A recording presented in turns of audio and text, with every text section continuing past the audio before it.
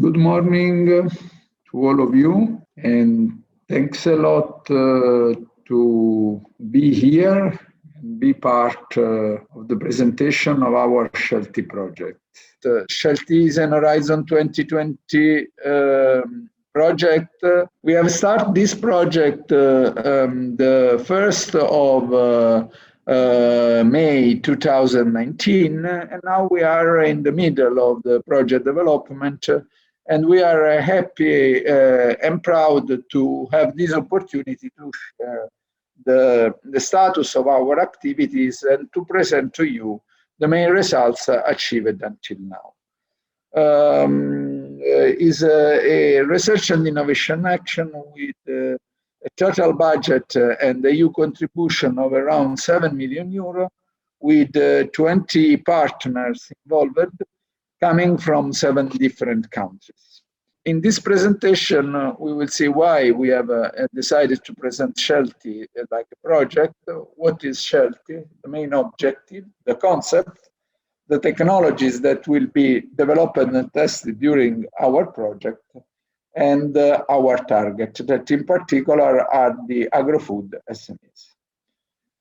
Consumer demand for a healthier, fresher, natural, and local processed food is the base at Shealthy. Fruit and vegetable are the key elements of the healthy and balanced diet, providing humans with essential nutrients and bioactive compounds, including vitaminic, organic acid, carotenoids, mineral fibers, and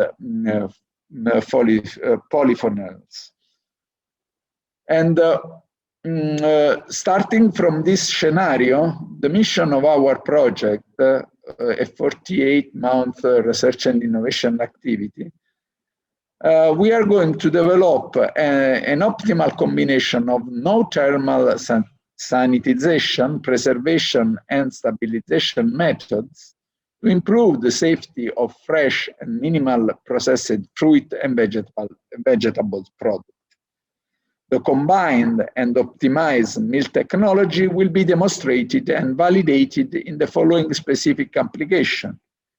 We have identified 2 business cases. One focus on minimally processed fruit and vegetables, and the business case 2 is focused on fruit and vegetable-based juices and smoothies. A part of our consortium is done by SMEs that are working in fruit and vegetables and smoothies and juices production, in order to understand and to test in a real environmental the technologies that will be developed in the first part of the project.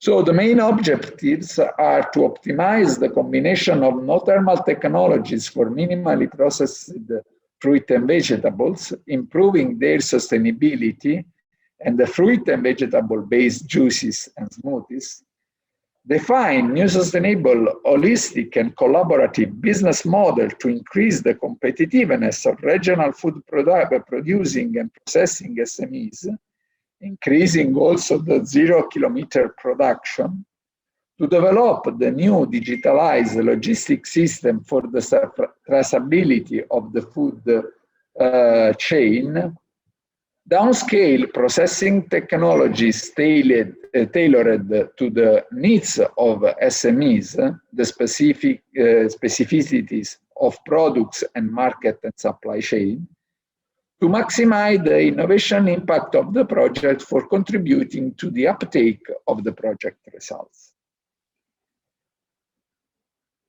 Here you can see the concept, starting from the primary production, and in particular from raw material, strawberries, funnels, in general fruit and vegetables. We have the processing phase that has been divided into two business cases. The business case 1 focus on the sanification and preservation, and business case 2 about the juices and the smoothies that is mainly focused on the stabilization. In each of case, you can see that there is a phase focused on the extraction of bioactive compound that in one case will be used for active packaging, and from the other one is to use it to increase the quality of the final products. On the right, you can see the market and in particular the consumer that are the main target of our final products, and for sure we need to take in consideration the feedback received directly by them. So the technologies that we will be developed and tested during our project. Shealthy upscales minimal processing technologies, demonstrating in an industrial relevant environmental with 11 pilots trials, combining 10 different mill technologies. Ultrasound and ultra-electrolyzed water, plasma activated water, light technology and blue light, bioactive coating and active packaging, intelligent packaging and high pressure processing, and pulsed electric fields and membrane filtration. These technologies will be applied to our pilot case in different way and in different combination. How the technology are implemented? The sanitization during washing is optimized by applying in a combination with ultrasound, electrolyzer water, and all the other. Fruit and vegetables are applied for quantity preservation and shelf life extension. For fruit and vegetable-based juices and smoothies, the stabilization of the products are optimized by applying ultrasound before packaging and high pressure after packaging. Intelligent packaging will be also used for assure authenticity and for the valorization of fruit and vegetable byproducts and co-product. Ultrasound and other technology will be used to extract the bioactive compound. During this presentation, of course, my colleague from IRIS, from BioSense Institute, from University of Granada, Federico II University of Naples, and Ctic Cita, we will provide you more details about the different technologies that will be used during the project development in the different pilots. Like I said at the beginning, the target, our main target are from one side the agri-food SMEs and from the other side, of course, the consumers. Shealthy wants to provide sustainable and flexible processing methods adapted to the needs of local fruit and vegetable micro and SMEs. Solution will be developed with a specific focus on regional and local food companies, looking for affordable, small-scale and flexible solutions consistent with their product and facing limitation in terms of volume of food treated. In the same time, in parallel, we will develop innovative business model and novel logistics system, including technology, advancing the knowledge of factor driver authenticity and traceability system that will support the traditional micro and small enterprise to adopt novel obstacles that intervene in innovation process and creating new business model to be applied. So from one side, we will develop innovative technologies and process. From the other side, we are going to apply it directly in small and micro enterprise in order to be sure that the quality of the final products will be improved, and we will suggest also to them innovative business model to be more competitive on the market. So now I leave the floor to, first of all, to Silvana Palacios coming from Iris Technology, to Oscar Rodriguez of the same company, to Jovan Matovic coming from BioSense Institute, Vito Velard, representative of University of Granada, Elena Torrieri and her colleague coming from University of Naples Federico II, and Elisa Valderrama coming from Ctic Cita. After this presentation, there will be a roundtable focus on building the way to our fresh, safer, healthier, and more sustainable food products. So, Silvana, the floor is yours. I would like to thank all the participants to be here today. And of course, to receive more information, you can always take a look to our website, shealthy.eu. Hello, good morning. Can you see me? Yes, we can see and we can hear you perfect. Okay, so well, good morning, everybody. And it is a great pleasure to be here today in the context of the EU Green Week. And as part of the Shealthy project, I would give you just a flavor on the photonic technologies for healthier food and less food waste. So let me start by contextualizing a little bit the project in this zero pollution cycle. Okay. So studies report that globally, between 25 and 50% of all the produced food is wasted. So how does that translate into pollution? Well, global food loss and waste account for 6 to 8% of the global greenhouse gas emissions. So this means that if we were to put it in the context of national emissions, food wastage would be the world's third largest emitter, only below China and the United States. So in Europe, the Fusions EU project reported that as of 2012, 20% of the food was wasted. And according to the 2019 report of the FAO, in 2016, still more than 15% of the food in the EU is wasted. So what is Europe doing to solve this issue? And in particular, how our project is relevant at providing solutions? Well, in this chart, you can see that more than half of the total waste is generated at households, but processing is the second largest sector, and it accounts for 19% of the total EU waste, which are about 17 million tons a year, or equivalently like 33 kilograms per person every year. So Shealthy is contextualized in this processing sector, as Marco told us already, and it aspires to reduce the food waste by increasing shelf lifetime of fresh products. So making use of new technologies, we want to be able to produce more secure food while also saving resources as water and avoid chemicals. So in this talk, I want to speak about the research and prototype development to implement particularly light technologies during this washing step in the supply chain.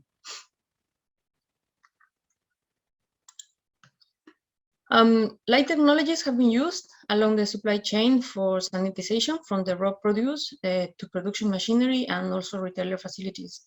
But light is an electromagnetic radiation, and at different parts of the spectrum,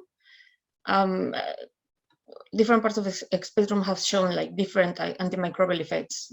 For example, in the ultraviolet part of the spectrum, specifically between 200 and 220 nanometers, well, this radiation can disrupt the DNA and RNA structures, which prevent then microorganisms from replicating. But we have learned also that one has to provide sufficiently high doses of this radiation to ensure that the nucleic acid is damaged beyond repair. So other damaging mechanisms include the membrane cell damage, photodynamic inactivation, or thermal damage. So one of the technologies that allowed us to exploit this DNA damage for antimicrobial purposes is a high-intensity pulse light.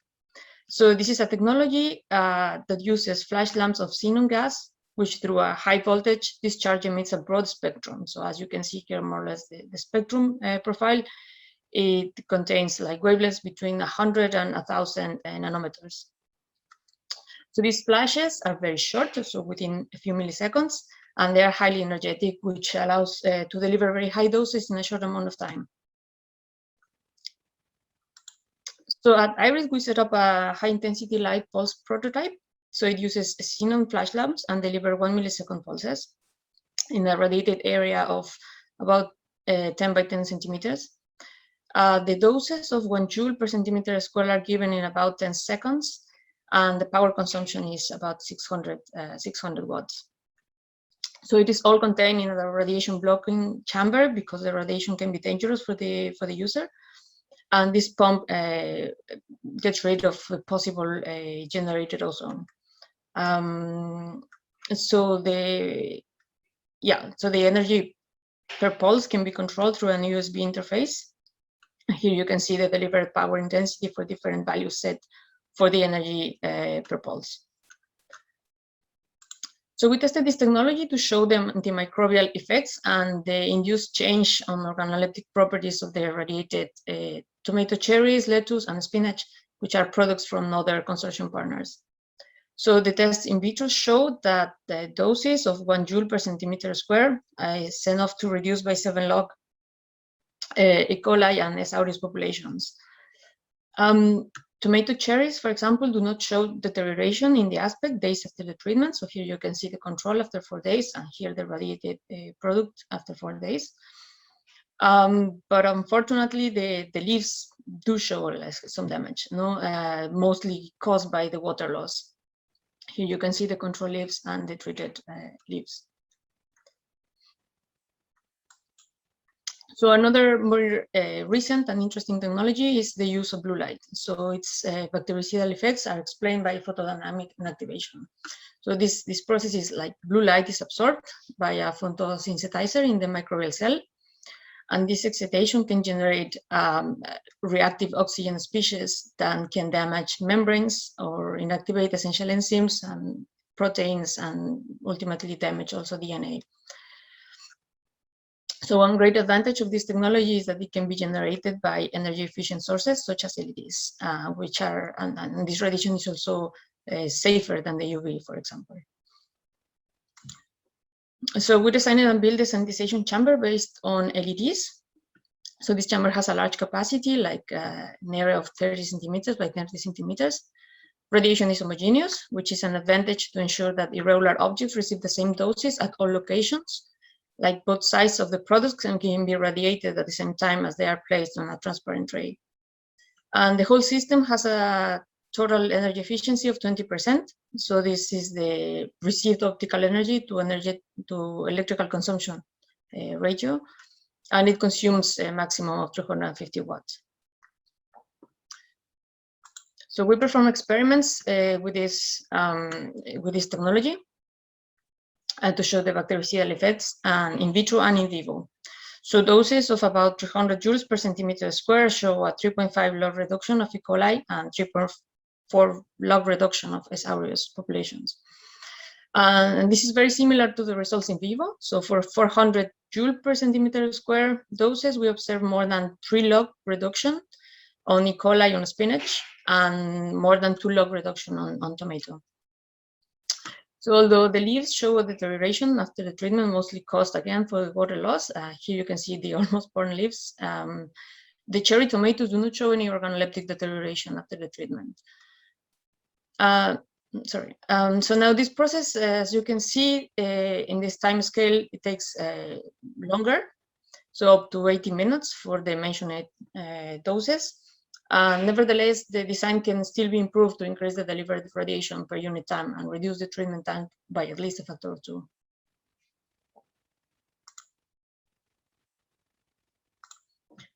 So to conclude, here's just a quick summary for the light treatment technologies. So the high-intensity light pulses have fast and effective bactericidal effects. So we have shown 7 log reduction of E. coli after only 10-second treatment in vitro. One can treat areas of about 10 centimeters square every second, consuming 600 watts, which in one full day of operation is like 14.4 kilowatt hour. And so this technique is very effective, but also dangerous radiation, which should be used in controlled environments. So the blue light, on the other hand, is a safer radiation and has proven bactericidal effects also in fruits and vegetables. So we have shown a 3.7 log reduction of E. coli after a 15-minute treatment in vitro, and more than 2 log reduction of E. coli on cherry tomatoes after an 80-minute treatment. So this technology can sanitize areas of 10 centimeters square per minute in both sizes, and consuming total power 350 watt or 8.4 kilowatt hour in one full day of operation, which is comparable to a modern refrigerator. Now, since this technique requires like longer treatment times, it is potentially interesting in storage, transportation, or maybe at retailers' facilities. But it's also possible to increase the radiation power and lower the treatment times for higher power consumptions. Well, both techniques considerably damage green leaves, but they are friendly to cherry tomatoes and potentially many other products. And so we think it's an interesting technology to keep testing and in different products. Well, with this, I think I thank you. And if you have any question, please, I'll be happy to answer. So thank you very much, Silvana. Great work, and thank you for joining us today. Now I'd like to leave the room to Oscar Rodriguez from Iris Technology Group, who will be talking about ultrasound-assisted contamination of fresh fruit and vegetables, a less polluting technology. So, Oscar, I'll give the word to you. So, thanks, Silvana, for that interesting presentation about light technologies. And hello, everyone. Thank you for the invitation, for having me here. My name is Oscar Rodriguez. Like Silvana, we both work at Iris. And we work in Shealthy project. I'm going to talk about the powered ultrasound as a non-thermal technology for the decontamination of fresh fruits and vegetables. So to begin, I'm going to talk a little bit about the principles of this technology. Next. Okay, that was the presentation. Okay, so sound is a variation in pressure or vibration that moves through an environment. It could be the atmosphere, it could be a juice, it could be water, electrolyzed water, plasma activate water. It could be any fluid. So these vibrations are used to generate on purpose physical and sometimes chemical changes in the matter of the sample we are treating. Power ultrasound is considered as a non-invasive technology, does not use dangerous radiation, and which is an advantage. It operates at room temperature, and even if we work at lower temperature, the power that we can deliver to the sample is higher. So the sound vibration is usually generated by a piezoelectrical transducer like the one we have in the slide. It consists of two ceramics or that elements that change their size accurately and really in a replicate manner when they respond to our electrical field. So they change the size, so they move and they send the wave to the sample we are treating. Usually in power ultrasound, we are talking, we work with frequencies between 20 and 40 kilohertz, and they are known as a power ultrasound, and they are used to promote these changes that I mentioned before. So when we want to apply ultrasounds to a sample, we can consider doing it in two ways. A really direct way, when we use ultrasonic probes that usually they are immersed in the sample, so the energy can be directly applied to the product which undergo to any treatment or is measured or analyzed, and the effects changes or the extent of the effect sorry, are a function of the proof and the geometry of the proof that we are using. But also, if we can apply the ultrasounds in a cold indirect way when we use ultrasonic baths. The ultrasonic baths transform the low frequency alternate current into a high frequency sound waves using those piezoelectric transducers I mentioned before, which are attached either in the bottom or the walls of the ultrasonic bath. The use of any of those systems relies on the type of product we are treating, the effects we want to produce, the load, the amount of sample we want to treat, and also the regime of the system, if it's in batch or continuous. So the effects could change if we use proofs or batch. Okay. Then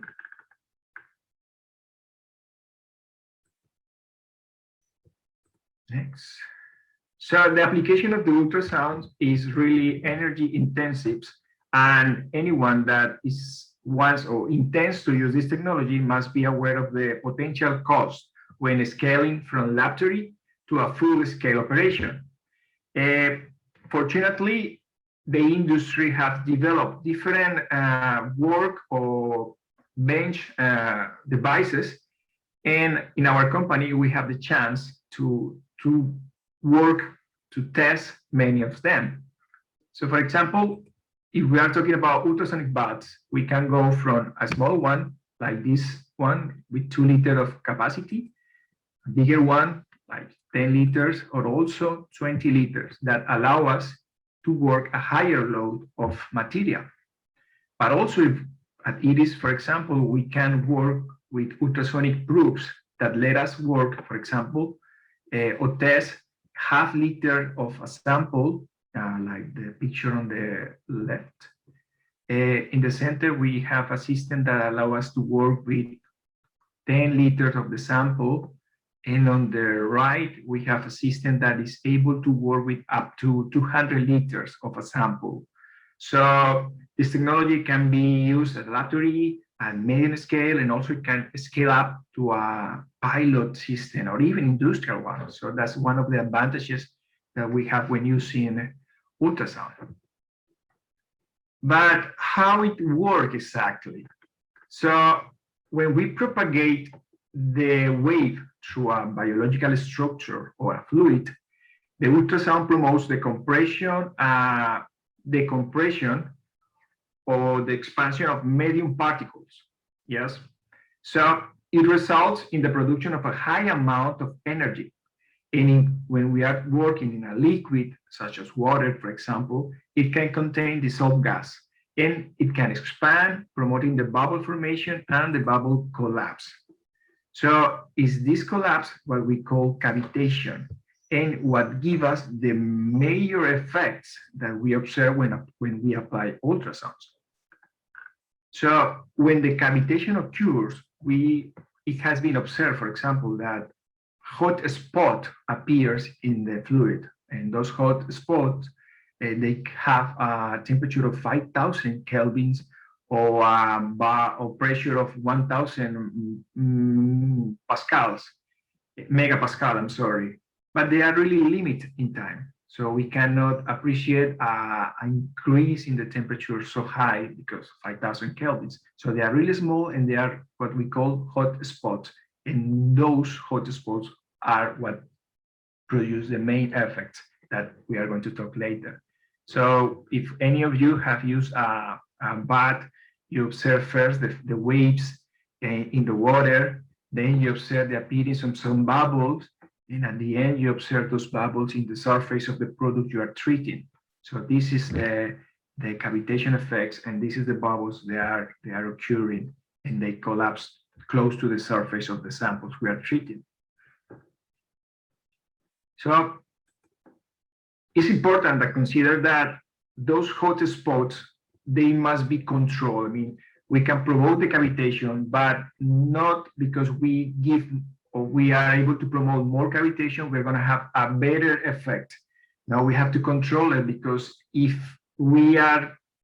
if the application is too intense, we can obtain the rupture or the fracture of the plant surface, and we can lose quality in our sample. So we must balance how much intensity we want to give, how much time we want to expose our sample to the ultrasound application to obtain the best result, like a microbial inactivation, while keeping or conserving the nutritional quality or the appearance of our product.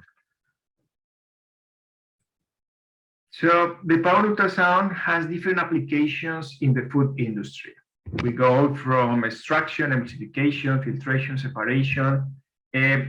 Is well known as an extraction technique because we can reduce the solvent use, we can reduce the time of extraction. Is also known for a stabilization of the products. We have used in this technology in the frame of Shealthy project for stabilize juices and smoothies. And also, and what we are going to talk here is about the microbial inactivation, which is the purpose of this presentation. So when processing products, it's important to take into account the parameters, and the effects of the ultrasound application relies on internal and external parameters, those related to the application itself, to the acoustic parameters, and also those related to the product we are treating. So when we talk about the acoustic parameters, we have to talk about the frequency, which is the number of waves per second we are going to deliver to the system, the acoustic power generated, which is related to the power supplied by electrical field, and in turn, it determines the amplitude of the wave. The energy intensity, which is different if we use a proof with a small surface through which the energy is going to be delivered, or is smaller if we use a bath, because we have all the walls and also the bottom. So the area is bigger, the intensity is lower. Also, the position of the product from the transducer, the farther, the less intensity is going to receive. So there are many aspects that to be considered when applying ultrasounds, not only in the acoustic parameters, but also those related with the sample. So what product we are going to treat, if we are going to treat a cherry tomato or a leaf, if the product has a porosity, or what about the fluid we are using? It's not the same if we treat with water or with electrolyzed water or with plasma activate water, with water, with any other chemical reagent, which we are not using in this project. So the effects depend on all those factors: temperature, viscosity of the solvent, density of the solvent. So they must be selected carefully to obtain the best result or an optimal result when applying ultrasounds. Then, how it works. So there is a bactericidal effect caused by the sonication, but also due to the cavitation. So the inactivation of microbes relies on three main aspects, which are the breakdown of the cell wall and the cell membrane due to the cavitation itself, and also the breakdown of the DNA structure of the microorganisms. And during the cavitation, there is a formation of hydrogen peroxide compounds, which have a bactericidal effect and prevent the growth of the microbes that are still alive after the application of the ultrasounds. So the inactivation is rely on these three foundations. And what we are doing here in this Shealthy project. So there is a increased demand of the consumers for fresh products, free of chemical reagents, free or clean, for example. And also there is a concern because for foodborne illness outbreaks bring significant losses to the produce growers and the economy, and also they erode the confidence of the consumer on fresh produce and negatively impact the development of the industry. So there are a lot of new steps or controls that have been developed to ensure that the washing and the cleaning process is done in the right way. So in order to reduce the microbial risk, chemical sanitizer has been used, but this is what we don't want. We don't want to use chemical sanitizer. So that's why technologies like those that mentioned my colleague Silvana, photodynamic technologies or power ultrasound are coming up, and they present as a good option to take into account and to reduce the use of chemical sanitizers. Then Well, so as Marco explained before, I don't want to give too much in this. Shealthy project, well, is aimed to develop a combination of non-thermal sanitation methods to improve first the safety, but also to maintain and preserve the nutritional quality. It's important to have both. So we are using, in this case, in our company, the sanitization during washing, and we apply ultrasounds. First, only with water to see how it works. And then we decide to work first with lettuce and spinach, and also with cherry tomatoes to see if different products, we obtain different results or similar results when applying the ultrasounds. We had the chance to work first with the ultrasonic proofs on the right, left side of the slides, but also we decided to make tests using the ultrasonic baths.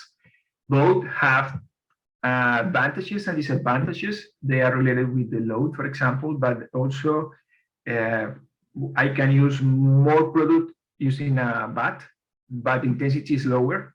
I can use less product in a proof, but the intensity is higher. So you have to find a right balance. We have tested both, and here I'm going to show some results, preliminary results we had. In all cases, we obtain a reduction in the mesophilic and the moles and yeast populations. Those reductions ranged between 1 and 1.5 logs, even less than 1 sometimes. But also we test inoculated cultures like E. coli and aureus, and those reductions were a little bit higher, like 1.4, 1.7. However, those results are not good. I mean, we have a low antimicrobial efficiency in the condition used. The positive result is that the physicochemical and nutritional quality of the products were not affected by the ultrasound application, not even after the application, but also during the storage time. We did not find any difference between the treated and not treated products. But as the efficiency was too low, we have to work in the combination, or we have to talk the next step, the combination of the ultrasound technology with other technologies that also have a microbial effect. And later, my colleague Elisa is going to talk about electrolyzed water. So what we are now is trying to, or we plan to test the ultrasound by using these two waters, electrolyzed water and also plasma activated water, but for separate. And this is our next objective, to find out if both technologies could be more effective than only one. So that's all that I have to share. Thanks for your attention. This was Oscar Rodriguez, and if you have any question, feel free to ask later through the chat or in the table. Thank you very much. Okay, thank you, Oscar, very much. Now, Jovan from BioSense Institute will talk about low-cost consumer-oriented indicators for identification of the counterfeited fruit juices. So, Jovan, whenever you want, you have the word. Good morning to everyone. Thank you for the invitation. My presentation is related to find a simple and low-cost method for identification or falsification of juices and smoothies. The main reason is that the cost of natural product and artificial change product is very significant, and the profit margin in food industry is pretty narrow, so there is a lot of attention and products which is actually not natural or not declared to as labeled on the product.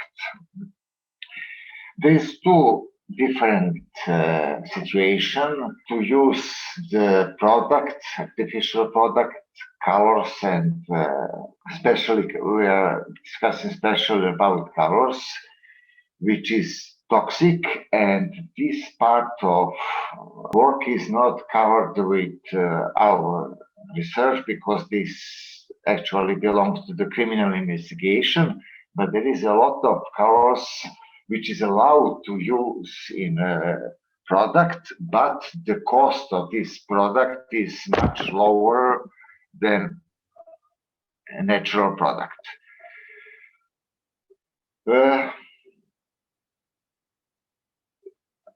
There is, beside the cost, there is another reason which artificial colors are added. First, artificial products or colors are more vibrant, more attractive to the customers than natural products. They are also more stable with time and against the light. So it is very important to have a low-cost, simple method or sensor which can be used by ordinary people, ordinary customers in minutes. And also very important, the cost of sensors should be very low, in a range of few euros. This is a list of additive which is allowed to use in EU, and this is practically full list of artificial colors. This include surprisingly silver, gold, but also a number of artificial dyes. But there is a general problem with artificial dyes. They are generally considered as safe, but this is very difficult to define what does it mean safe, and all the additives are limited in amount which can be used in a product.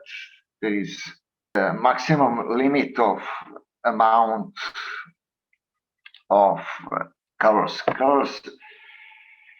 This is a list of additives which is not allowed to use in beverage, non-alcoholic.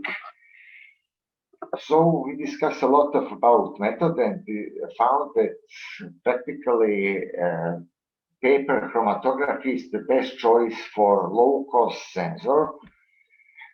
Just few words about paper chromatography. It's discovered about 100 years ago, and is based on a special material which have two phases. This is mostly fiber material or some powder adhered on a solid surface, and it must have two phases, stationary phases, which is used as a working medium, and mobile phase. This is actually analyte reanalyzing. In our experiments from the list of lies, and this is actually most used.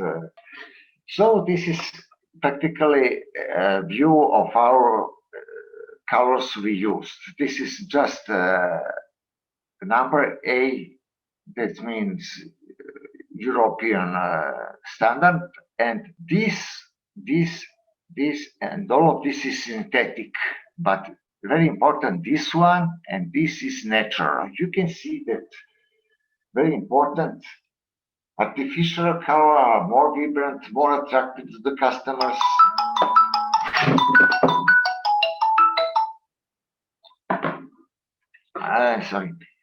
More attractive to customers, so this is the reason, and also much cheaper than a natural color.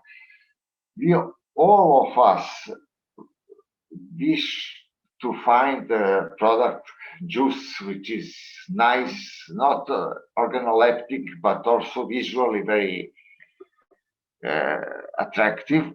So this is the reason that the artificial color are used. But it should be noticed on the label that this material is used. And this is a list of mobile files we used in our experiments. Is not so important that I will jump over this. And this is our early experiment, how to analyze colors. At the beginning, we have very low quality samples. The additives cannot be separated properly. So we try with ethylene glycol, alcohol, acetone, and so on. But later on, we find a very good combination of materials. So we try, for example, standard mixtures of 3 artificial colors. And at the beginning, you have more or less brown colors. But after separation in our more stationary phase, we can very clearly separated the phase, the colors this is used. There is, for example, similar combination the previous one and different stationary phase. You can see that, for example, this one is very good combination for separation of those colors. This is 10% of isopropanol and pure water. So our conclusion in this stage of research was that the best combination is solution of isopropanol less than 10%, about 5 to 6% comparing to pure water.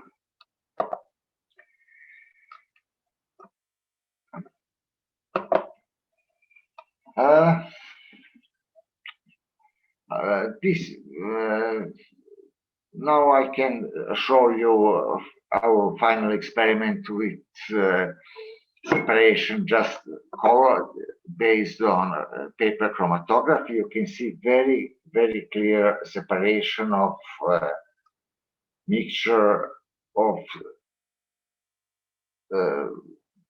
3 colors and combination of 2 additional.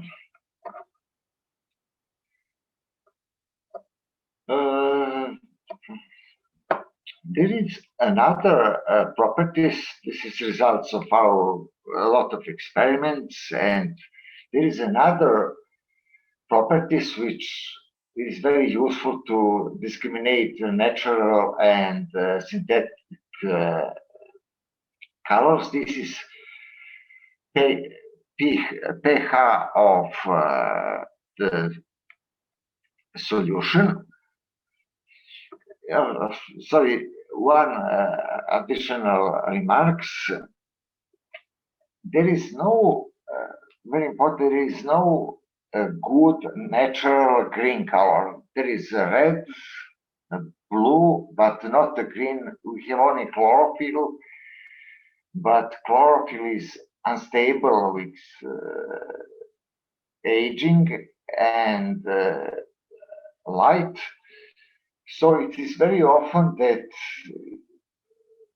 green color is used synthetic, and also there is no good green color synthetic, no green color. Then it is actually used blue and yellow mixture, which actually at the end gives green colors. So separation by pH, chlorophyll and natural pigment. There is no color change. Red color, this is almost anthocyanin. natural one is changed with acidic and basic solution. Hibiscus also some kind of anthocyanin. Carotene, which is natural color but not changed with color. All synthetic dyes are completely stable with pH, and this is very good method for separation because there is no change with pH. For example, we can compare the red color of natural red color and synthetic, which is at the beginning quite the same, but when we change the pH, we can see a difference.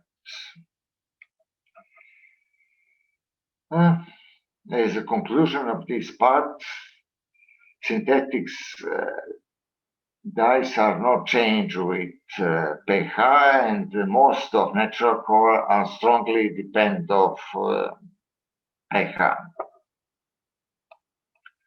This is just one commercial product which is declared that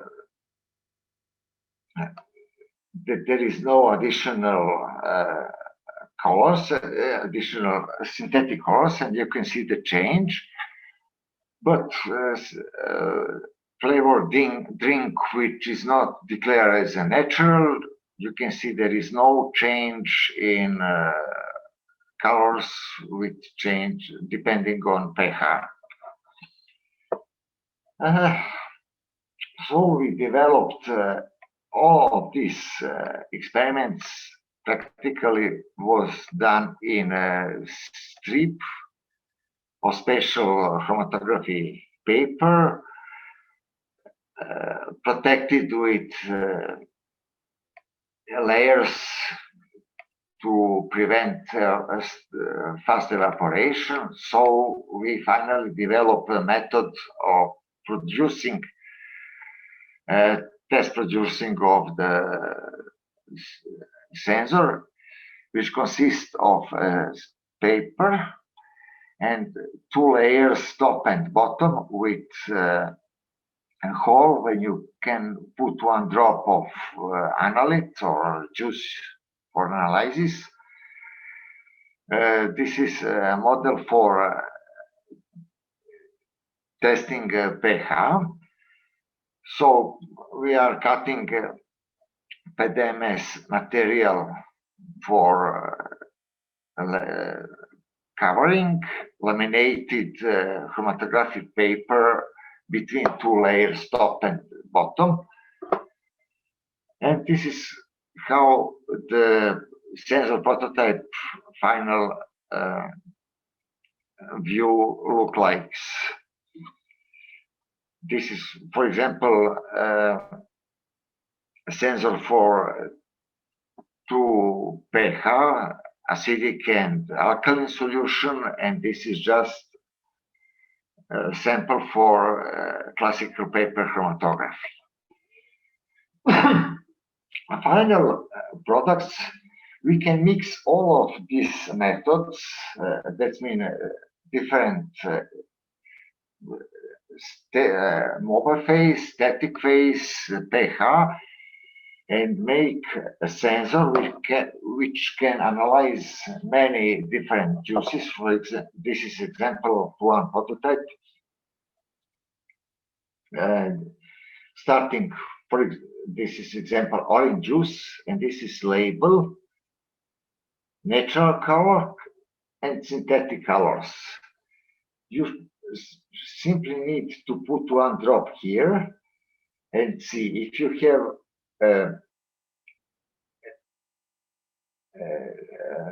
stain just in limited area. That means that the product is completely natural. But if you have a mobile phase, that means that some synthetics additives are added.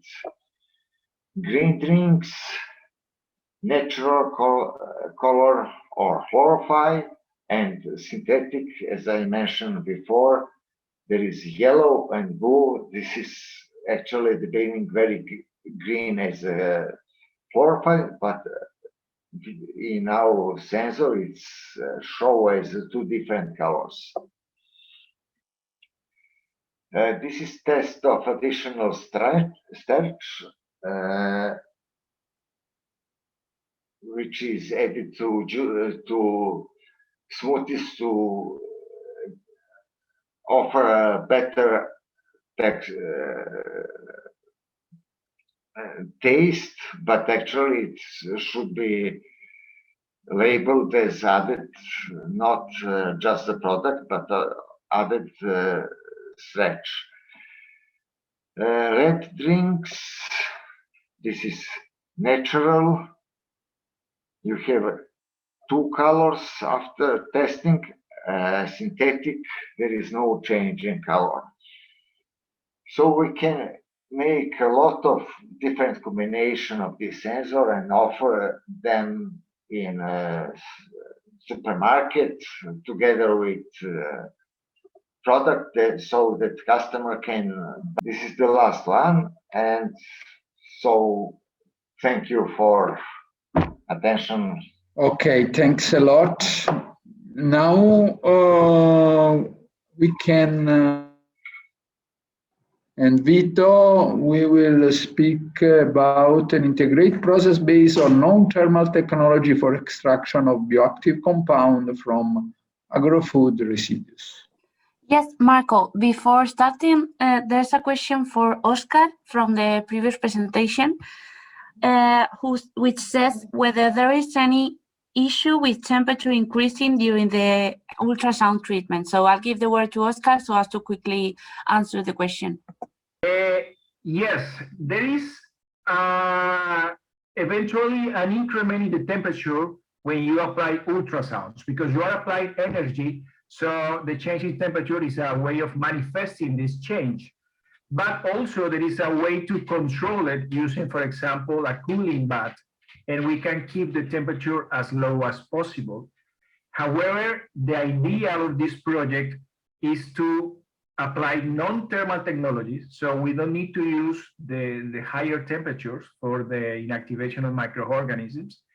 And also because from the acoustic point of view, the higher the temperature, the lower the power we are able to deliver, because there will be changes in the solvent, for example, changes in the viscosity, that they affect the acoustic transmission. So the idea is to keep the temperature lower as possible for the quality of the sample and also for the best performance of the acoustic application. I hope it was clear. Okay, thank you, Oscar. So now we can leave the floor to Vito in order to have more information about the extraction of bioactive compound from agri-food residues. Hello. Hi, Vito, we can hear you and see you also. Okay. To start, thank you very much for the invitation. Thank you very much to all to be here. So my presentation is about the design of an integrated process based on non-thermal technology to improve the extraction of bioactive compounds from agri-food residues. So the presentation, this is the index of the presentation. We can see the importance to revalorize the agri-food residues, the Shealthy approach, and the conclusions. So Silvana speaks about the importance of revalorization of food residues, because we know that every year the 50% of the total food that are produced in the world are lost. So this corresponds approximately at 1.3 billion of tons of foods that are wasted. Sorry. So just the last year was the first International Day of Awareness of Food Loss and Waste that was in September 2020, where the director of the FAO say that the food loss and waste is a big challenge that urging for stronger partnership to set up the fight against the waste of food. So we need innovative treatments, new food system, to remodeling the market channels in order to tackle the challenge of food loss.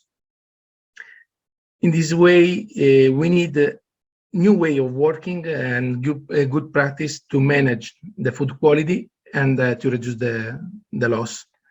So it is clear that we must reduce the food waste, and it will be possible if this action starts from the producers and handed to the consumers. As we can see in these pictures, the food waste is different if we take into account the different food chains. So the total food waste range between 120 and 150 million tons. But as you can see, fruit and vegetables chains present the largest variations. You can see in this picture, the largest share of waste is generated in the primary and processing production. And as reported in this diagram, 41 and 46% of fruit and vegetable, respectively, are wasted, of total production are wasted every year. So how it is possible to reduce the food wastes and byproducts? So it depends first if we have edible or inedible foods or residues. So in the first case, it's mandatory that the way of revalorization is to use it for the human consumption directly or after a process. But in the second case, when we have inedible food or food wastes, so the priority is for biorefinery. In this concept, the concept of the circular economy, we will consider these wastes as a new raw materials for new processes and to obtain new products. In this way, in Shealthy, we are working to in the reuse of waste residues from vegetable and fruit industry to extract bioactive compounds with added value. Here we can see the Shealthy approach. First of all, we will characterize the agro-food residues. They will be pre-treated in order to prepare them for the bioactive compound extraction. And after that, the extract will be purified or concentrate to obtain bioactive ingredients. So we obtain two types of ingredients. We obtain technological bioactive ingredients that will be used for the production of active packaging, and the healthy bioactive ingredients that will be reintroduced in the smoothies in order to have new smoothies with added value with higher antioxidant compounds. So we have seen that in the first step we have the bioactive compound characterization. Why it is important to characterize the agro-food residues? As you can see in this picture, we have a big variety of compounds in the different byproducts and residues. So it is important to characterize them in order to know, first of all, the possible yield of extraction, and in the second way to know the possible bioactivity, meaning for Shealthy it is interesting to know the antioxidant and antimicrobial activity of the extract that we could be obtained from the different residues. So what we have done in the Shealthy project, we used the classical and advanced analytical techniques, and we have characterized the Shealthy byproducts and co-products and other byproducts that are not produced in the Shealthy project because the interesting composition that could have. So we have selected the best one, and the selection taken into account for sure the composition, but also the seasonality of the residues and the availability in terms of amounts, because it is an important aspect to consider for the industrial production. After that, we have pre-treated the residues using the pulsed electric fields. This is a thermal technology that was extensively investigated as alternative to pasteurization, but in the last year it is used for different scope in the food fields. The main working principle of this technique is the electroporation or electropermeabilization of the cell tissue. Basically, we produce the microtunnels in the food matrix, and this permits to have more surface of contact during the extraction. So, if you want to summarize the advantages of these techniques, is that for sure is an thermal technology, so it is a very good way to use this technique for thermal sensible compounds, such as several antioxidant compounds. The time of treatment is very, very short. It is in the order of millisecond or nanosecond. So it is a very good aspect of this technique. Permit an increase of the extraction due to the electroporation. It could be considered an eco-friendly pretreatment because thanks to the electroporation, we can use more water and less organic solvents during the extraction. The pretreated residues are extracted to recover the bioactive compounds. In this case, we can choose different technology, conventional or novel extraction technology. About them, we choose the ultrasound-assisted extraction because it is an thermal technology. About the principle, Oscar presented very well the principle of the ultrasound.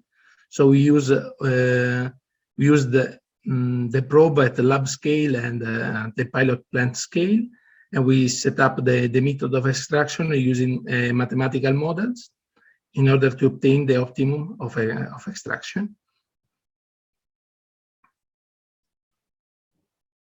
So the extract will be purified on concentrate using another thermal technologies such as the membrane filtration. The efficiency of this technology depends on a number of factors, as you can see here, depend on the physicochemical composition of the bulk solution, the operating parameters such as the flow, the flow rate, the temperature, and for sure for the membrane that we can use, the different materials and configuration of the membrane, for sure for the pore size. So thanks to the different pore sizes, we can choose the filtration, the type of filtration that we have, and to select to purify the compounds of interest according to the molecular weight. So to conclude, our preliminary results are that the use of several advanced techniques, analytical techniques, permitted to identify phenolic compounds that, to our knowledge, have not been identified previously in the residues. This is an important aspect because we have a different vision about the bioactivity that we have in the extracts. So the use of ultrasound, the probe, the sonotrode extraction enhanced the phenolic recovery, and in some cases we compare this the extraction, the setup, the established extraction with the ultrasound with the classical method, the mechanical agitation. We have a yield that was 60% higher than the classical, so we improve a lot the extraction. We are working at the moment on the setup of the PEF condition and the membrane filtration condition in order to close the process, to have this integrated process of to obtain the extract. And for sure the residues after the extraction could be used in other biorefinery fields, such as, for example, bioethanol production or others. So thank you very much for your attention. Vito, thanks a lot. For the moment, I cannot see specific question about your presentation. In any case, to all the participants, we remain at your disposal, and you can contact us or by mail or using our website. And it's now the time of the presentation of Stefania Volpe of University of Naples. Okay, I'm talking about the bioactive coating used to preserve the freshness of minimally processed fruit and vegetable.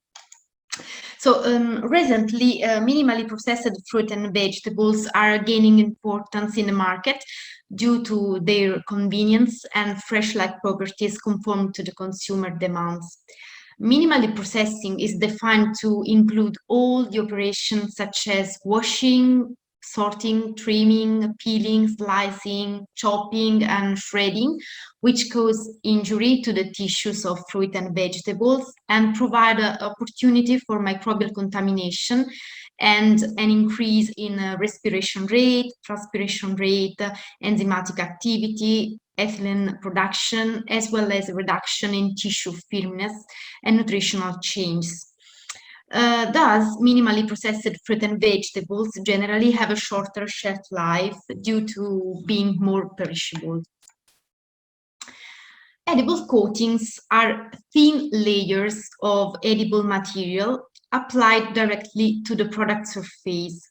They can be based on polysaccharides and or in combination with protein, lipid substances, and waxes. Edible coatings improve the quality and extend the shelf life of lightly processed fruit and vegetables by acting as a barrier to water loss and gas exchange and creating a macro-modified atmosphere around the product. Coatings can be obtained in different and various ways, by dipping the product into the solution or by brushing or spraying it with a solution containing fill ingredients or by electrospraying, penning or fluidized bed. Depending so on the concentration of coating solution, the product will absorb an appropriate amount of coating material necessary to form the desired layer and which, when it dried, forms a protective layer at the food surface. So, the coating may preserve the quality of fruit and vegetables by controlling the water migration both in and out of protected food to maintain the desired moisture content.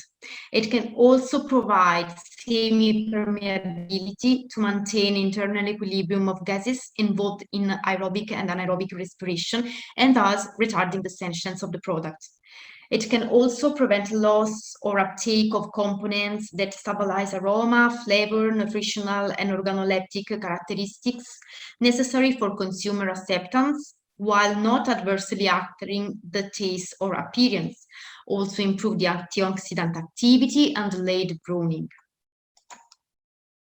In addition, edible coatings can serve as carriers for other generally recognized as safe compounds, leading to obtain an active packaging.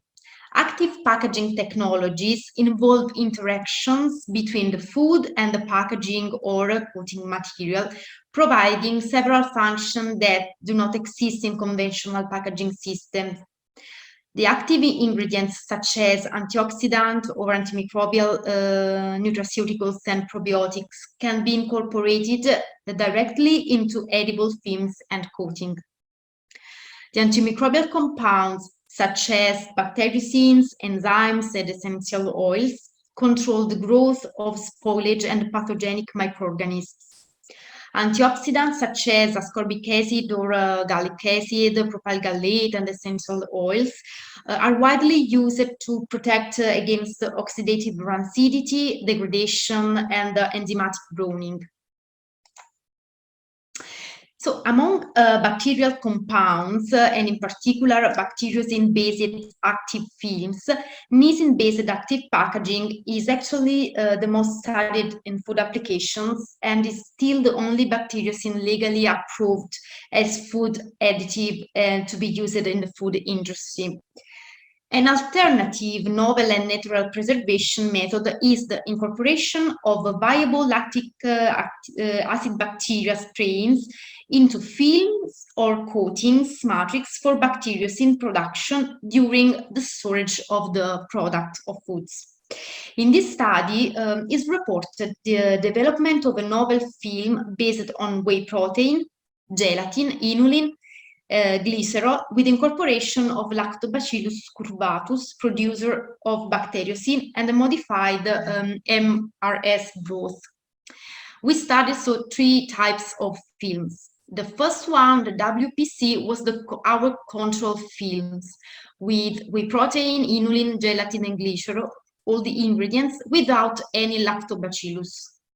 The second one, WPM, was the film composed of all the ingredients plus the Lactobacillus curvatus and the MRS broth.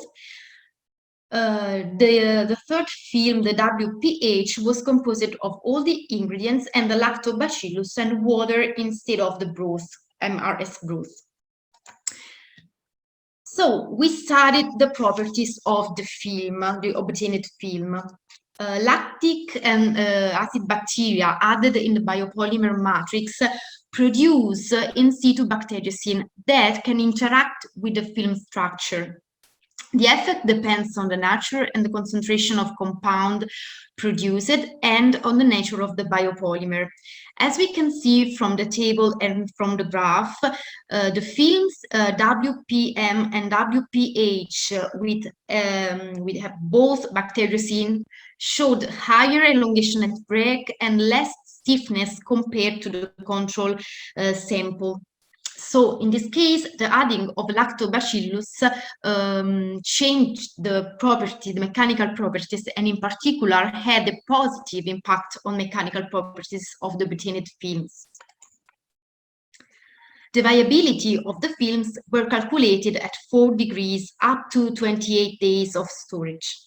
The results showed that Lactobacillus curvatus count in WPM film remained stable over time.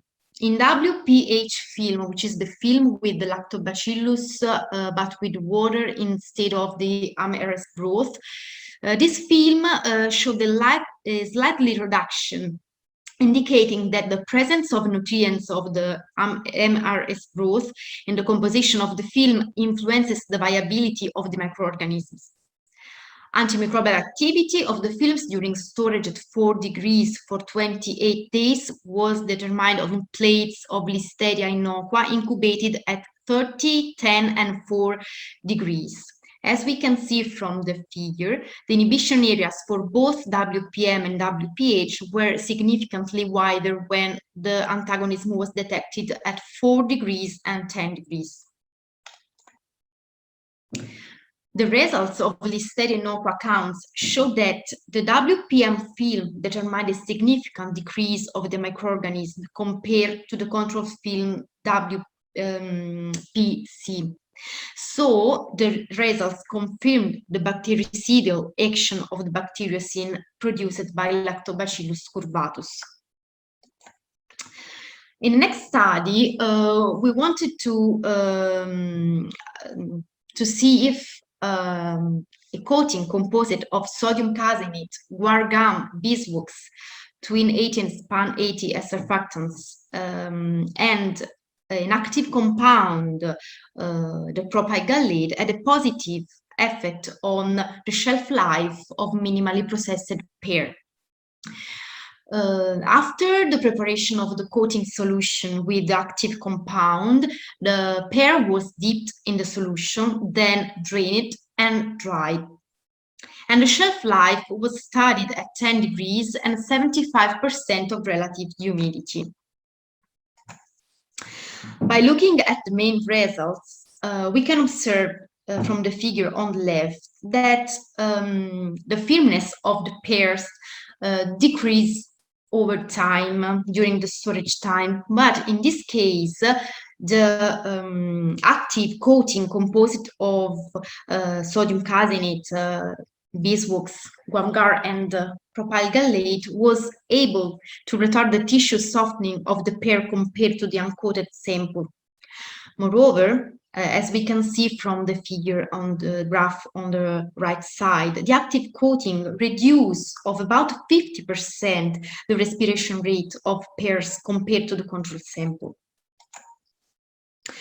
Also, the antioxidant activity and the total polyphenol content decreased over time during storage of pear, but also in this case, the samples coated with the active coating showed higher antioxidant activity as well as a higher concentration of total polyphenol content compared to the uncoated samples. So in conclusions, this study has demonstrated that the active coatings are a promising technology able to preserve the quality of minimally processed fruit and vegetables in combination with temperature and packaging, and this technique is useful during both post-harvest and during the packaging, after the packaging. Future works aim to combine the antimicrobial effect to improve food safety and the antioxidant activity to get a broad spectrum of application. Thank you for your attention. Stefania, thanks a lot for the review provided by you and for the really interesting presentation. And now there is a question for you. Did you check any internal fermentation during the pear storage? Okay, no. Yes, we checked if there was fermentation, but we haven't found fermentation inside. The pear were very, very good. Okay, thanks a lot. And if there is no other question, it's time to move to the last presentation before the round table, and I would like to leave the floor to Elisa Valderrama coming from Ctic Cita for our last slot dedicated to the PPT. Elisa, the floor is yours. Thanks a lot. Hello, everyone. I'm Elisa from Ctic Cita. It's a pleasure for me to be here today to talk about the electrolyzed water. First of all, I would like to talk a brief summary about Ctic Cita. It's a technological center which is private and non-profit entity created in 2001 with the aim of providing companies with the necessary solutions to compete in a global and constantly changing market. We are located in the north of Spain, in La Rioja. We are a multidisciplinary team made up for engineers, microbiologists, food scientists, chemists, biologists, organized with an interdisciplinary strategy. We offer several pilot plants to work closely with the food industry, such as meat products, bakery products, extruded food, not only wet, but also with dry extracted products, fourth range and post-harvest, fifth range, packaging and slicing pilot plants. Furthermore, we can work in our clean room, develop new products in our industrial kitchen, and taste all of these products in our certificated tasting room. As Silvana and Victor said before, fruit and vegetables are easily contaminated by microorganisms, and different steps during production, handling, and packaging process. It has been reported that more than 35% fresh fruit and vegetable are lost during harvesting, transportation, and storage due to microbial spoilage, mechanical injury, improper storage temperature, and even relative humidity management. Thanks to the use of electrolyzed water, we can control spoilage microorganisms in washing water and other processes. Now I will start to talk about the electrolyzed water and its application in the food industry, since it has been reported to have strong bactericidal effects on most pathogenic bacteria that are important to the food safety. Electrolyzed water is produced by passing a diluted salt solution through an electrolytic cell, within which the anode and the cathode are separated by a membrane. When current is applied, the molecules are split between the anode and the cathode. The properties of these solutions depend on the electric characteristic of the power supply and the chemical composition of the treated solutions. These processes resist to 3 different types of electrolyzed water, depending on the pH. Acidic electrolyzed water with low pH, around 3 pH, and high oxidation reduction potential, more than 1000 millivolts.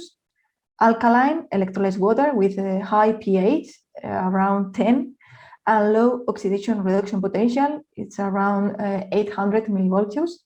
And the neutral one, which is a pH between 5 to 7 and ORP between 700 to 900 millivolts.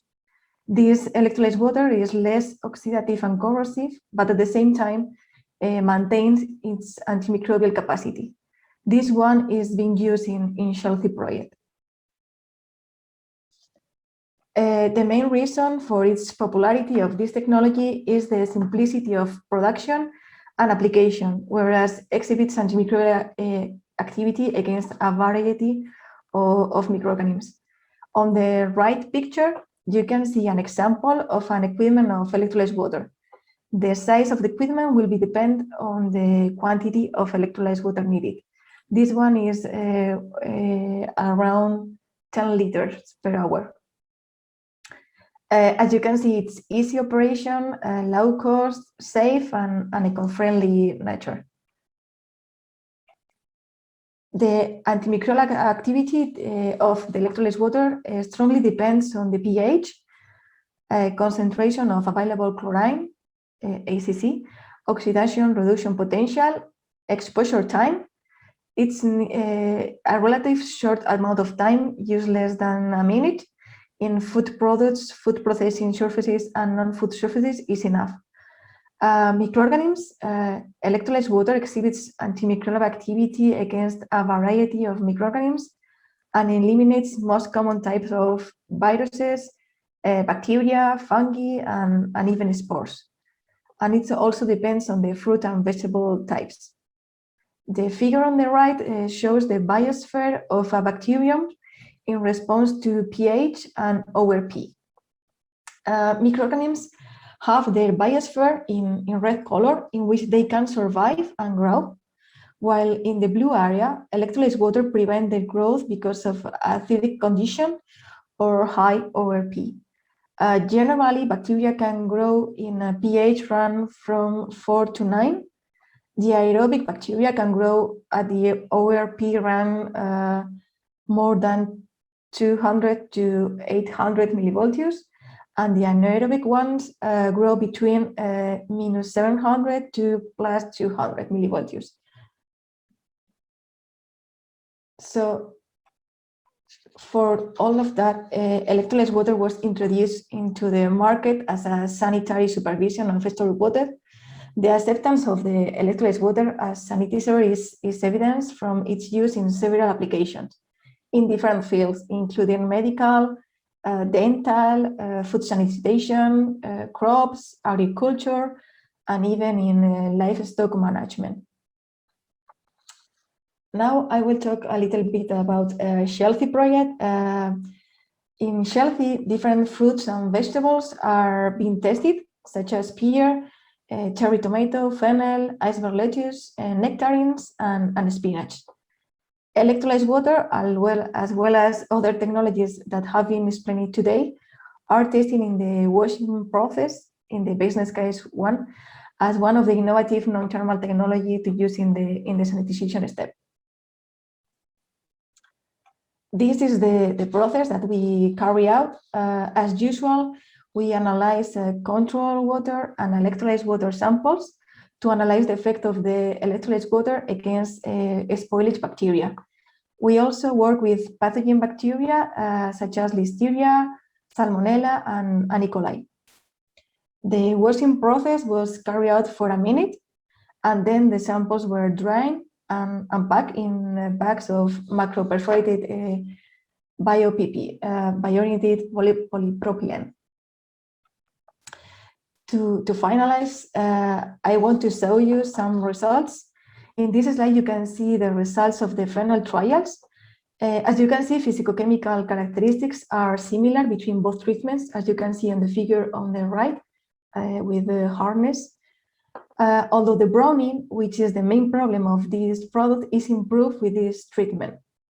Regarding the microbiological results, the greatest reduction has been obtained against mold and yeast, which was a reduction of 2 logarithms, 1.2 logarithm reduction for aerobes and 1 log reduction for pseudomonas.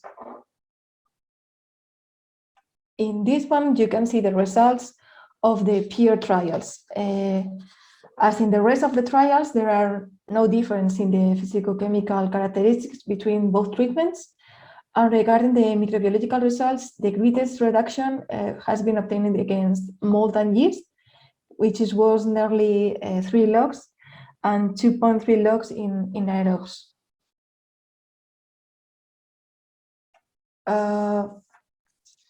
Last but not least, I want to show you this European standard regulation, which applies of the electrolyzed water in industry, which has been recently published. So the application of this technology will be reinforced in the coming months. So thank you very much for your attention. If you have any doubts or comments, please send me and I will be grateful to talk about it. Thank you.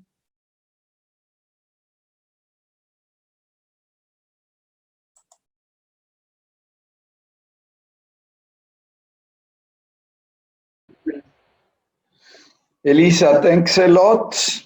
Now it's time to check if there are questions about your presentation. Yes, Marco, there's a question for Elisa.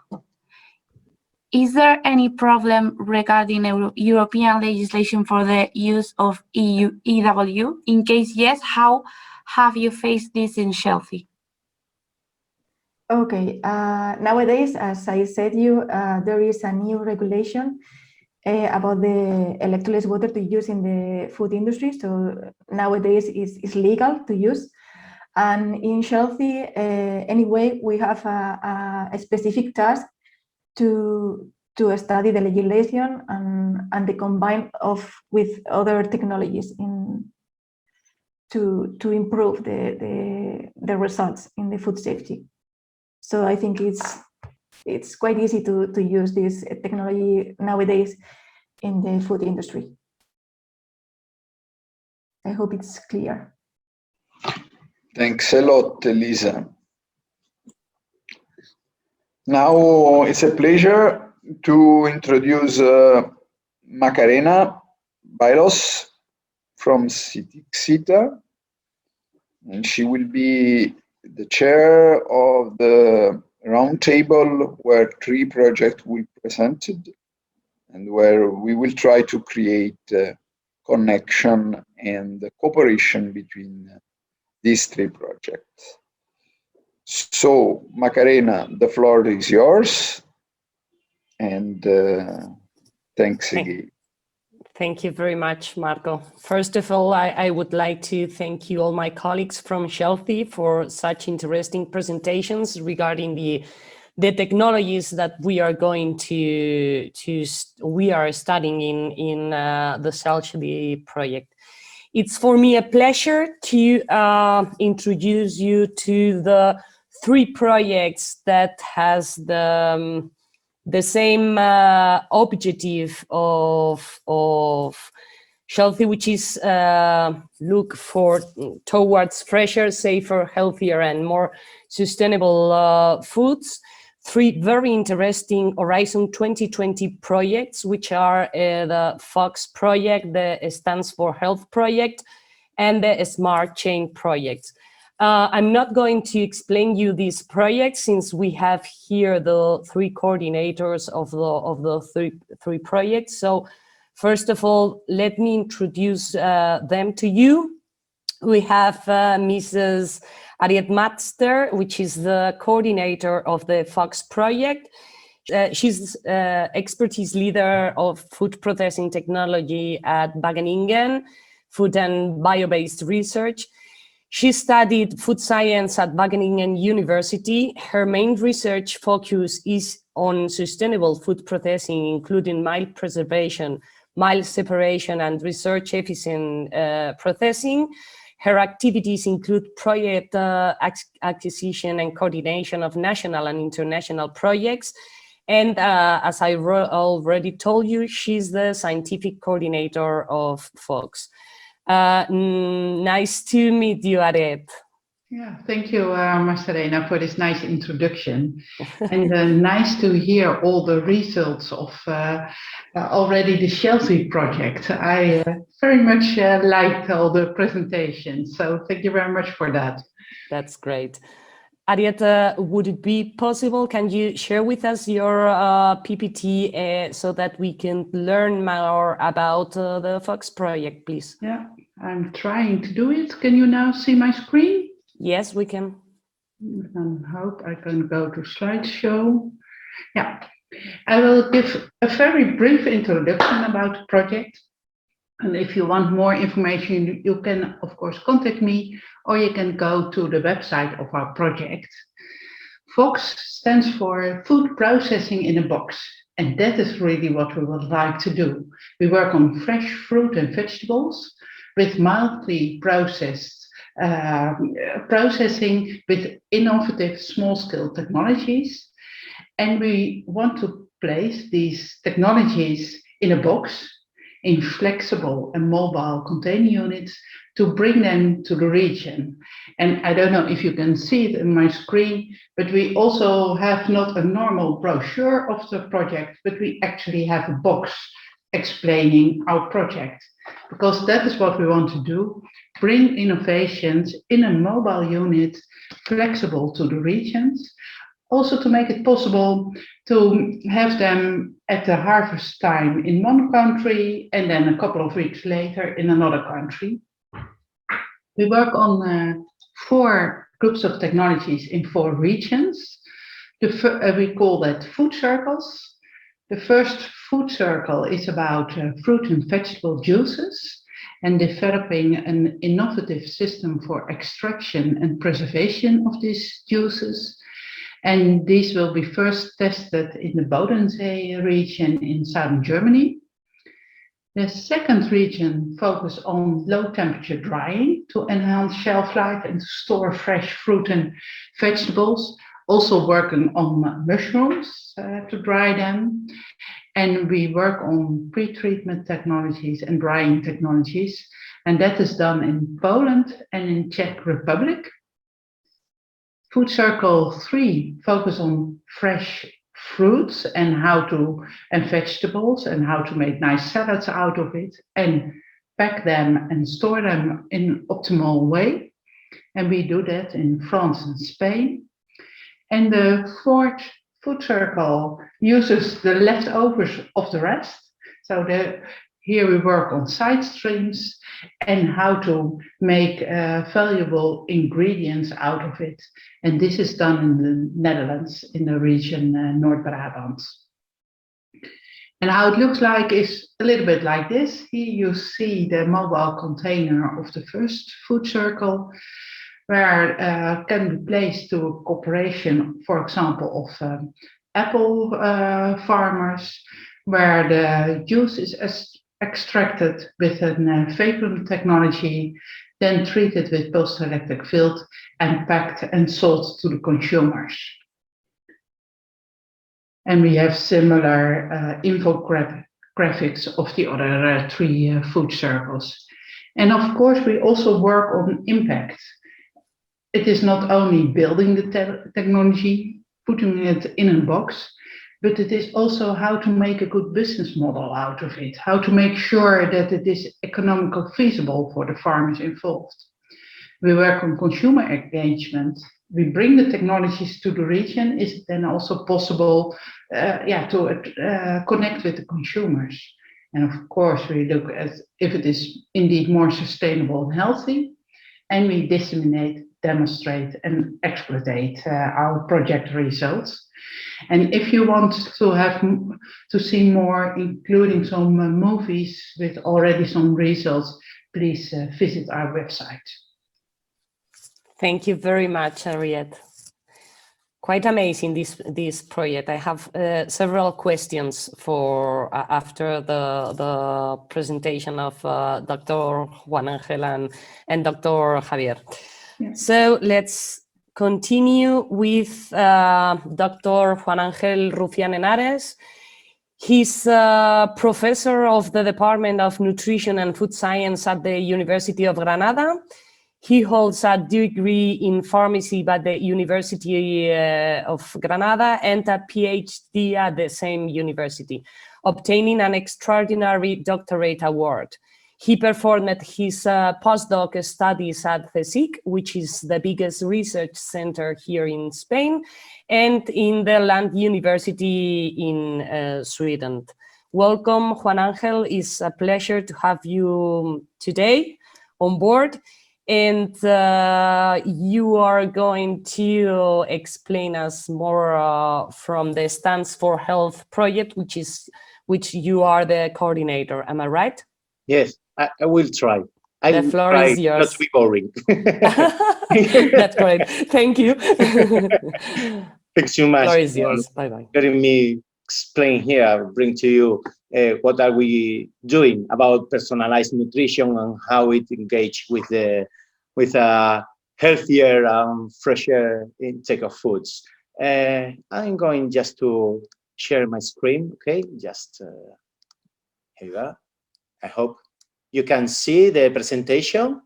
Perfectly. Yes. Right. Mm-hmm. You know that STANCE4HEALTH is the acronym of Smart Technologies for Personalized Nutrition and Consumer Engagement. And what we are doing is to develop a complete personalized nutrition service, trying to provide to the consumers a healthier diet, especially including many different fresher foods. In this case, don't be afraid about this big screen, okay? These are the main work packages of our project, removing those of dissemination and something like that. And what we are really doing is that we are developing the first, taking into account the effect of cooking methods and also food composition on the gut microbiota.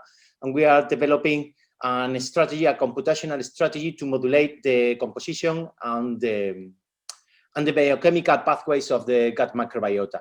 To do that, we are also including a lot of different food composition databases across Europe and even across the world, and also recipes. And with that, we are including everything in an app, a mobile app. In fact, I have it in my mobile right now. I can check here my weekly menu, okay, a healthy one. What are we doing also?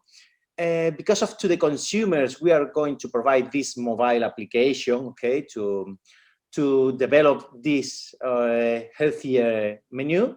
Okay, what we are trying is to unravel how we can engage consumers in a healthier and safer way of taking the food. And so this is done by our social sciences and experts in consumer science. Okay, they are expert on that, and they are making a lot of interviews with many different consumers across Europe and extracting very nice conclusions that we are going to take into account in our APP in order to improve and to retain consumers in the use of this case of foods we are developing and the APP. And even more, you can see in this Work Package 5, we are developing some nice cereal derivatives enriched in tannins, riboflavin, and some other bioactive compounds in an individualized manner. We will discuss about that during the questions. And we are going to check this with 2 different nutritional interventions in adult population and in children. So I don't want to extend more my presentation. Just if you have any questions or whatever, you can write to me, to come into our website, and you can ask whatever you want. I will open after meeting Dr. Javier. I will open the capacity for the audience to ask whatever they may need to all of you, okay? Yep. So let me introduce you to Javier Casado, coordinator of the SMARTCHAIN project. Dr. Javier Casado holds a degree in pharmacy from the University of Seville, and also a degree in food technology on the University of Cordoba. During his PhD and postdoc studies performed in the University of Seville and University of Hohenheim in Stuttgart, he specialized in pickled vegetables and acrylamide formation in table olives. Since September 2012, he's working as project manager at the University of Hohenheim on the preparation and management of different types of EU projects. There's one called Trafun. I was during this topic in the FP7, there were 2 European projects that were funded. One was Trafun and the other one was Tradate, in which I have the opportunity to work in that European project. So Javier, welcome, nice to meet you. Thank you very much. The floor is yours. Okay, after your presentation, I will leave the audience to make you questions. And don't worry, because if they don't have, I have a lot of them. I've been researching all your projects and I have a lot of them. Thank you very much, Javier. You're welcome. Can you see my presentation? Yes. Okay. So now here we go. So thank you very much, first of all, for the kind invitation and for this really interesting seminar. I learned a lot, to be honest. My name is Javier Casado, and I'm part of the coordination team of the SMARTCHAIN project. The SMARTCHAIN project is it's a Horizon 2020 project. Our main aim is to foster and accelerate the shift toward collaborative shared food supply chain through a specific recommendation and action, introducing some new business model and also innovative practical solution. It's a 3 years project. We are almost at the end of the project. It will be in August 2021. The coordination is done by the University of Guggenheim in Germany. We are following a multi-actor approach. So we have 43 partners from 11 different countries. You can see we have all different kind of stakeholders, but the key partner for us are these 18 shared food supply chain. They are representative shared food supply chain, all kind of initiative, individual producer, cooperative, partnership, farmer market, etc. From 9 different countries. These 18 shared food supply chain are key in our project. The project has established 9 different hubs in 9 different countries. This hub helped a lot to the data acquisition for this 18 short food supply chain, because we have to do in a national language for sure, but also because they organize at national level dissemination of the project and also workshop and so on. This is the working plan of the project. You can see the 18 short food supply chain in the middle, and we start with a multi-perspective analysis of this 18 short food supply chain. Hey, I forgot to mention that these 18 supply chain case studies, they include all kinds of food in Europe. And we analyze from technological and non-technological innovation side, also from the consumer perception, social innovation is also really important in short food supply chain, sustainability assessment, it was environmental and socioeconomic impact, and also from the business and the policy context. During the project, we did a lot of activities, and we have a lot of results. For example, we identified the typical problem and needs for the short supply chain. Based on these needs, we already analyze and collect more than 150 innovation, technological innovation, social innovation, marketing, business innovation, etc. We also define a working definition for social innovation in short food supply chain. We identify the main reason for buying from this short food supply chain, and also the main obstacle with different quantitative and qualitative studies. For example, this consumer online survey with more than 2,000 participants from 4 different countries. We analyze also the environmental and socioeconomic impact of 6 selected short food supply chain in comparison with the long supply chain. Now we are preparing some policy recommendations for the Commission, trying to support our short food supply chain in Europe. And very quickly, because I don't have time to present so many results, I'm going to explain you where you can find all this information. We have the project website, but we have a second online tool. This is the innovation platform. In this innovation platform, you can find different databases. For example, this innovation inventory with this more than 150 technological and non-technological social innovation, including some of the mild technologies, including the Shealthy project, like the ultrasound, active intelligent packaging, etc. So you can have a look there to get some additional information. We have also the publication section with all our public deliverable, leaflet, presentation with summary of our results and article, etc. We have also organized 18 different workshops, national level. So we have all the presentation with the result for the different work packet in 9 different languages. You can find this in training section. And also we start last Monday an e-learning course, best practices in short food supply chain innovation. So this is also open for all the stakeholders. The innovation platform, as soon as the project is finished in August, will be maintained by 5 brand new or relative new running Horizon 2020 projects: FedChain, Fresh, Bluetooth, Food Aras, and Low in Food. So this is also something really important for the Commission. So we will have some sustainability and ensuring the sustainability of the SMARTCHAIN legacy. And briefly, to get in contact with the SMARTCHAIN, you can register to the innovation platform. You can also join the LinkedIn Short Food Chain EU community, and also follow us in the social media like Twitter, LinkedIn, and YouTube. Thank you very much. Thank you very much, Javier. Amazing, lovely. The 3 projects. Are there any questions for any of the 3 projects? Clara? No, I cannot read any question from the audience, so you can start with the ones we've researched. Okay. Okay. I have a first question to Riet, but it's also a question I'm going to ask you both, Javier and Jose Angel, so begin to think about it. So, Ariet, one of the principles of the Shealthy project is how are we going to develop the business model collaborations in order to help the SMEs to incorporate these technologies so that they can be as competitive as the big ones.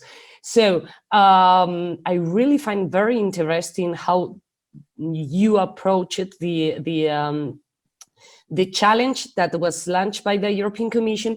But could you give us more information on how are you considering to translate this into business? Are there going to be one company that it's going to develop these boxes and put them for the agricultors, or are the agricultors the one that are going to buy these boxes and then apply the technologies for this product? How are you going to approach this? Yeah, thank you. Good question. Indeed, it is not only building the first box, but also making sure that it is used. And what we have a special work package on business models, and we think there is not one solution for each region or for each technology. So we are really together with the partners in the regions looking what are good business models. It could be, for example, that if the unit is owned by a region or by a certain company, and that then a farmer or a corporation can rent it for a couple of days or for a week, and then after that it can go to another farmer, because then you make a business model where a farmer doesn't have to invest in an expensive unit, but only rent it for the time they use it. Other question addressed is, of course, what is the link with the consumer? How much does the consumer wants to pay for a certain regional project? So that is indeed also researched in the project. And we are currently very busy developing different business models, but it is expected to come more information about that in the coming years. Thank you very much. Jose Angel, regarding your project, I would also want to know, how are you going to translate this into business? How are we going to be able to use this as a society, this app? And also, I would like to know which type of information we will be able to see on the app. I mean, as a consumer, I will be able to see which type of food products I must buy at the retail, and also how to cook them, or which type of information are we going to be able to see at the app? Yeah, well, it's nice because you know that our app is going to include many kind of, for example, many kind of recipes, no, giving you advice about how should you cook the food in order to make it healthier, depending on your specific gut microbiota and specific needs. But also it includes a very large database about commercial food products from different retailers across Europe. So this is very nice because of, depending on where you are, depending on if you are at home, in the work, or wherever, it gives to you what kind of supermarkets do you have in order to buy the foods you need to provide for your specific diet. And this is very interesting for retailers and the others because of they can provide to you some specific discounts or whatever you need. So this is something that we are going to develop in order to spread the usability of the app, both for the consumers, but also for the retailers or different supermarkets or even, restaurants or fast food, because of depending on the frequency you use. Hamburger should not be too bad. I mean, depending on how do you use that. So this absolutely agree. Yeah, this is something that could be very good for your mind and also not too bad for your health. And so this is something that we are going to explode in the different countries. We are going to develop this intervention. And how are you going to have information regarding my gut microbiome? For example, should I answer some questions, or how are you going to have that information? Yeah. First of all, depending on the different questionnaires we have inside, we can have a first approach about what can you have, depending on the pathologies you have or wherever. But apart, if consumer wants the specific analysis of the gut microbiota composition, we have this kind of service also provide, so they can collect a specific sample and to send to the analytical platform to analyze the gut microbiota composition, and then to check specifically how to modify the gut microbiota metabolism on that specific consumer, and provide a completely specific menu for a weekly menu for him or for her. Thank you very much. You're welcome. Javier, there are two questions I have for your project. First of all, I would like to know, since you have many countries on board and you have almost covered all the European geography, I would like to know, are you finding difference between how the short chains should be faced in the different European countries?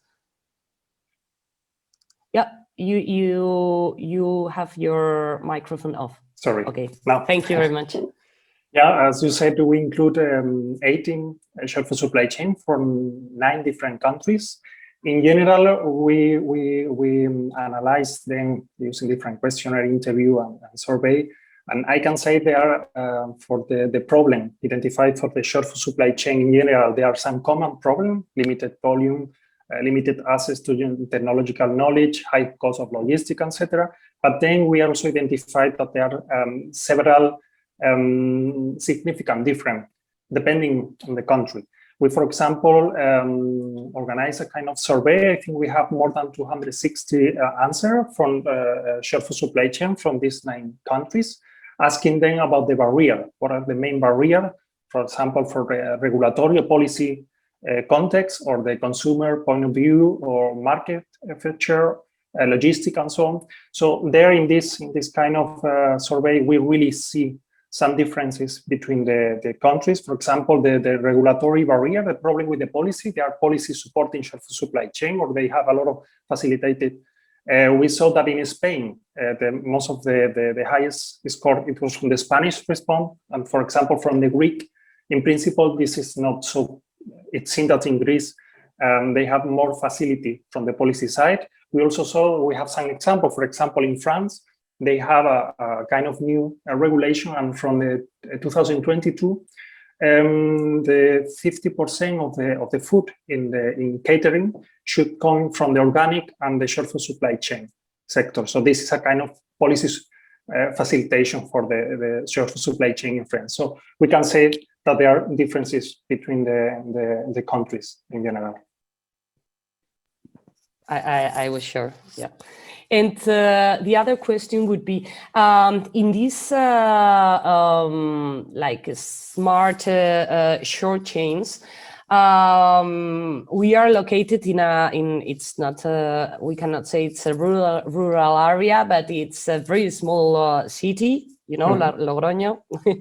And most of the food industry that we have near us are located in rural areas, and one of their main challenge would be how to have technologies for making their products more competitive, bearing in mind that they are not able to pay the money some of these technologies cost.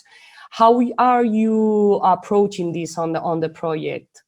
This is also really regarding to the business model. We have keep in mind also we want to keep the supply chain as short as possible. So we don't want to add additional actors. We want to keep the control or the bargain power to the farmer and food producer. And as you say, the limiting factor, it will be the cost of these technologies.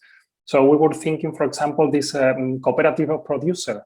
This is a good way, and kind of a farmer and food producer, they are producing the same product, so they can produce, distribute, market, and sell the product like a kind of cooperative, and this kind of business model is chosen. when the processing is relatively expensive. So like individual producers, they cannot afford this kind of technology. Another alternative could be, for example, we identified some really successful example in Europe, like the shared production facility. As Ariette said at the beginning, this kind of renting technology, so you don't need to buy, but you can use it for a short period of time in the harvest, for example, or something like that. So these two kind of business model could be a possibility. So we can keep the farmer, they can keep the control and the price and the benefit, the profit for the production, and they don't need to introduce a new actor because they can use this new technology. Okay, thank you. Also, the innovation centers would have exactly. Cluster and yes. Yeah. Ariette, I saw that you wrote the, let me read the name because I don't remember, the 3 scenarios for Europe's food sector in 2035. Could you give us the main 5 points of what we will be able to see in 2035? Good question. Indeed, our partner, the Fraunhofer Institute, did a scenario analysis for what are the trends for food systems, looking at sustainability, looking at health, looking at societal aspects. And of course, a scenario is not what will really happen, but it can guide us to the future and to also think about what are good directions. And we developed 3 scenarios. And the first one is really having a central role of the government. So the government puts measures in place for sustainability or for health and oblige farmers, companies to do it like that. The second scenario has a central role for the society or the consumers, where maybe a lot of cooperatives between consumers will occur, and where really the healthy and sustainable lifestyle is the central point. And the third scenario has really the industry and the retail as a focus. So really focusing on technological innovations, bringing that in shops towards the consumers. And all scenarios show a different bit in sustainability and healthiness, and now the title also of this webinar. And I think we can learn from all 3 scenarios to predict what will be our food system in 2035. Thank you. This question is for the 3 of you. How do you feel about consumer? I mean, one of the things that we have seen regarding this pandemic is that how we eat is more important than ever for our health. And also we are always talking about sustainability, but I'm not sure, and here is my question, I'm not sure whether the consumer is so engaged on this, and if the consumer is really prepared to pay more. Probably yes, regarding health, but I'm not sure whether they are they are prepared to pay more for things that are sustainable. What do you think about that, José Ángel? In our case, at least in the small experience we have with our previous pilot studies before the big interventions, the people belonging for sure for some kind of patients, for example, in the case of the celiac disease. Yeah, true, because you were working with consumers with disease already. Yeah. They are expecting the developing of new food products that can solve some nutritional problems, and they are almost anxious to start with the intervention and to taste the different foods. And for sure, in our case, they can pay more for the products, even if we are able to to prove that our products are even greener, they are able to pay a little bit more. Not too much, but at least a little bit, because of when we explain them that our tannins are extracted in a natural manner from different kind of trees or whatever, they said, okay, they are good for our health, but also for the health of the earth. So, but you find that the first, what they consider more important, it's health. Sure. Sustainable, it's just a health is a must, no? And sustainable is something added.